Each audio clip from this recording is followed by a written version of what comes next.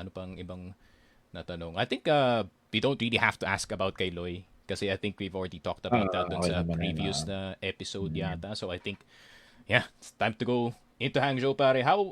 This is the most important, hindi naman most important, no? Pero this is an important question para sa akin. How was your experience of first 2 days? Kasi yung first 2 days of arriving in an international tournament is more important than people think. Like, Yes. ano yung naging, talk us through, or like, yun nga, talk us through kung anong nangyari dun sa first 2 days nyo dito sa Hangzhou. Kasi wala ako dun eh. Um, well, it's basically just getting used to lang muna ng first 2 days. The environment, yung may makita ka mga players. Well, shout out sa hotel na napunta. Napakaganda. Maganda yung hotel. Sofitel, tama ba? Sofitel tama siya. Sofitel Hangzhou. Sofitel. Sofitel, no? Sofitel lang siya. Ganda ng hotel, ganyan. Sarap Tapos, ng breakfast. Mm-hmm. sarap ng food is great. Masarap Food is yung food. crazy. Tapos may pool pa, ganyan. Yun, ano lang, getting used to. Tapos syempre, yung mga bata,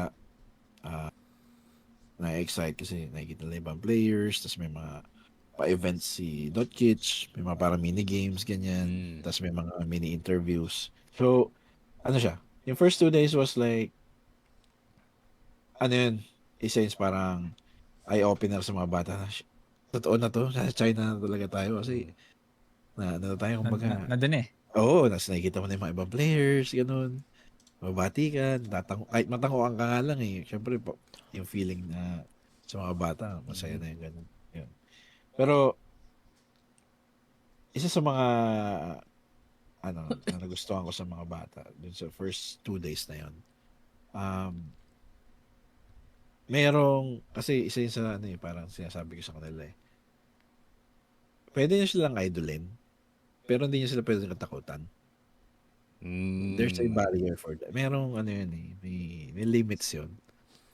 Kahit nung player ako, may ganun ako mindset eh. Sabi ko, iba ang nire-respeto lang sa takot ka na eh. Pwede may respeto, pero pag nagkaroon, si Gokin, pag nakita mo sila, shit, makakalaban natin. Wala. Doon ako nabilib sa mga bata. Pero, hindi ko na naman masabi. I cannot speak for the boys kasi malay ko ba sa emosyon nila nung kahit sa scrims lang. Hindi ko alam kung siguro minsan kung mag-guest nyo sila, no? Pwede. Matanong nyo kung pinabahan ba sila o ano. Pero nandun yung ano ba? Siguro yung first 2 days yun yung parang wow feeling for the boys. Kasi for me, ang galing na ako sa Macta before eh, kaya alam ko na yung feeling na Hindi na bago. Hindi na ako bago dun sa ganong sa ganong environment. Pero sa mga bata, I was very excited for them. Nakikita ko sila, titignan ko. Minsan nga, pag titignan ko lang sila eh, masaya lang, ganon.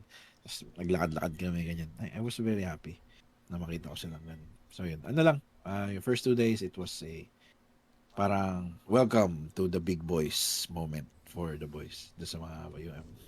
Welcome to the big league pala. Welcome to the big league. Parang ganun yung moment na yun. Like, paano yun, no? Like, in under 1 year, like, third runner-up ng Page Masters, tapos first runner-up na regional finals, tapos yun yung naging hudyat talagang pagbutihin pa, no, as a team, and that's why you're inside CFS Grand Finals 2024, no. Yes. So iba yung preparation sa local na region, iba yung naging prep nyo, of course. Parang for sure naman, like, kaya mong i-point out, no, coach, na mas intense yung naging preparation nyo Yes. kay Hangzhou. Going as far as parang nililik pa nga ni Boss Chris na tinalo niyo yung AG pati Vasco sa scrims, kung di ako nagkakamali. Yes, Like, yes. nakakagulat yun actually. Like, no other team nililik yung resulta ng scrims nila, no? So, like, that was a green light for everyone na talagang suportahan na si Ubik Mania. Kasi, like, wow, kaya pala makipagsabayan. And the tier lists are saying na Ubik Maniac is still some hidden team from Philippines na talagang kailangan pa magluto bago sila magkaroon ng experience talaga, no, or even to hang with the likes of All Gamers, Evolution, etc. etc. So, can you talk through us kung like ano yung naging approach nyo sa groups nyo, like this is Evolution Power and Imperial. Imperial Esports we're talking about. Sa Lotus. Tapos nakuha niyo yung maps ng Subbase, of course. Like nakuha niyo yun. So like what was the mind, or like what were the minds like of the players heading into Hangzhou?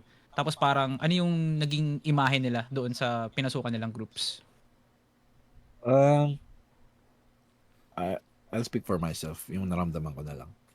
I think obvious naman na underdog story or underdog yung Ubek tsaka yung Lotus din dun sa ano na yun, dun sa bracket na yun. Pero ang sabi ko lang sa mga bata, ano